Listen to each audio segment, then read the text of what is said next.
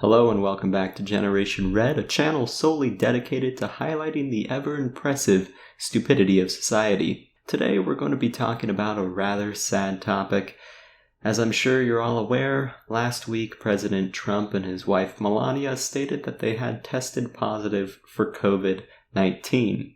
Now, at the time of this recording, they both stated that they're feeling fine. However, I usually do my recordings a week prior to releasing my content, so things could have changed by now. Anyways, regardless of your political opinions, I think the best thing to do in these uncertain times is to pray for those affected by the virus. Yes, Donald Trump has been an outspoken critic of the virus, and yes, he's said some stupid stuff related to it, but at the same time, it is our responsibility as good citizens to wish him a speedy recovery, regardless of what you think of him. I personally believe that this is the right thing to do. And then if you feel like it, after he has fully recovered, you can criticize him to your heart's content. And, I gotta say, based on what I've seen so far from the media, they haven't lambasted Trump or wished death upon him. It's a pretty low bar, but they've actually maintained some level of respect, which is good. I feel like the reason for this being is because if they did go out and criticize or ridicule President Trump, every single moderate in the United States would end up voting Republican. And while the media has seemingly been respectful of the president's condition up until the point of this recording, on the other hand, it has been truly horrifying seeing what liberals have posted on social media about Trump getting COVID. Yes, you heard me right. The ever-so-tolerant left, which disagrees vehemently with victim-blaming, has taken to ridiculing President Trump, who is the, surprise, surprise, victim of the virus that may cause detrimental effects to his health.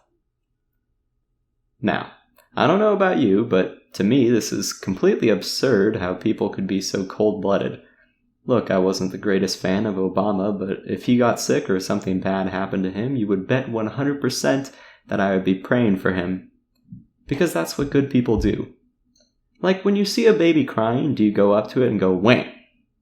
No, you don't do that. You just don't do that. And considering that the left likens Trump's mental state to that of a toddler, this is pretty much a case of child abuse. But enough of me blabbering on. Let me just read out a few tweets I've seen regarding this issue. The first tweet comes from a lady named Zara Rahim. According to Newsweek, was a former Obama staffer and a spokesperson for Hillary Clinton's 2016 campaign, and she said, and I quote, "It's been against my moral identity to tweet this for the past 4 years, but I hope he dies." Also, according to Newsweek, she quickly took down this tweet afterwards. But if this is true and not Photoshop or anything, which it might very well be, she's verifiably a terrible human being. Like, I get it. You're a Democrat and you don't like the guy, but under virtually no circumstance, unless we're talking about like a terrorist leader or something, should you wish death upon another human being. That is truly despicable. Likewise, what's up with people posting crap like that and then using those stupid like fairy or stars or sprinkly emojis as well? I don't get it. That doesn't make you look intelligent or witty. It just makes you look like a childish idiot. Likewise, what's even more strange and stupid is the fact that some people have instantly questioned whether Trump is telling the truth. According to the New York Times, a staff writer at the New Yorker named Jelani Cobb tweeted, "Is this true?" Like, really? That's the first thing you think of, whether he's lying or not? What would he stand to gain from that? Along with that, an editor at Time named Anand Giridharadas, I hope I'm pronouncing that right, but at the same time, I don't know who he is, so I really don't care. He tweeted as well, "How do we know it's true?" And then he also tweeted, "How do you catch a hoax?" I'm pretty sure that last question doesn't even make sense at all, but that could just be me. Oh, I just figured it out because he took a soundbite of President Trump completely taken out of context where he said that it was a hoax, but what he was referring to was the way that the Democrats were covering it, as in the end times.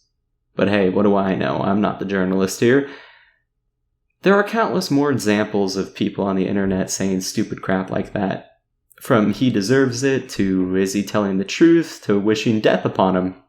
The reaction from the left, and I guess I gave the media too much credit initially because their staffers have been acting stupid as well, but as I was saying, the reaction from the left is perfectly indicative of their ideology. In leftist systems, if they do not agree with your ideas, you are the enemy. And everything you say is either evil or some lie or some other crap like that. In leftist America, you are guilty until proven innocent. And most times, you're lucky if you even get a trial. Thank you very much for watching Generation Red. Like always, if you enjoyed this content, then make sure to like and subscribe for more weekly videos. Alright, see you next time.